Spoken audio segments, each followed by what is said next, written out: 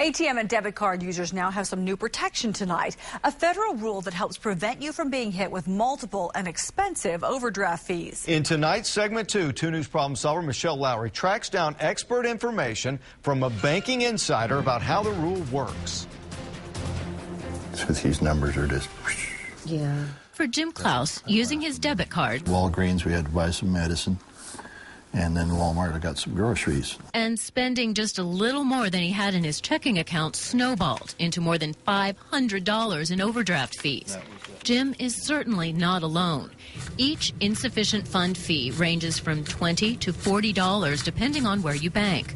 The Federal Reserve says banks pull in between $25 to $38 billion in overdraft fees each year. In the past, some banks chose to deduct big payments first, followed by smaller payments, even though those small transactions happened earlier, thereby collecting the highest number of overdraft charges. Tulsa-based Regions Bank CEO Sean Copeland says it's been an unfair industry trick. In many ways, it has been abused, and banks will structure the payment of checks in a way so that it maximizes the fees that a client will pay. That's not right. That's why the Fed put the new regulation into effect.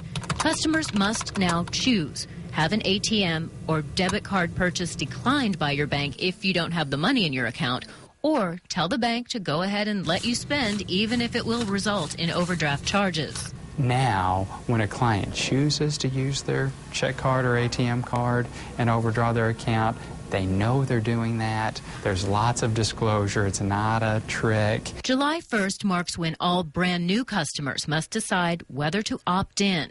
If you're an existing customer, you have to decide by August 15th. It's up to the bank how to handle notifying customers of the change and recording their preference. Klaus supports the new rule and would rather be cut off in the checkout lane than face hundreds of dollars in fees. That would be a little embarrassing also, but I think that would be a better situation than this one. We were able to work with Jim's bank to get most of the $567 in fees waived, and now there are more protections in place, so a small mistake doesn't end in a huge financial headache. What's the withdrawal? Michelle Lowry, 2 News works for you. Michelle, thanks. Now, most banks also offer the protection of linking to accounts. So if you overdraw your checking account, the bank will sweep money from your savings to cover the purchase. That usually only costs you a few dollars rather than a hefty overdraft charge.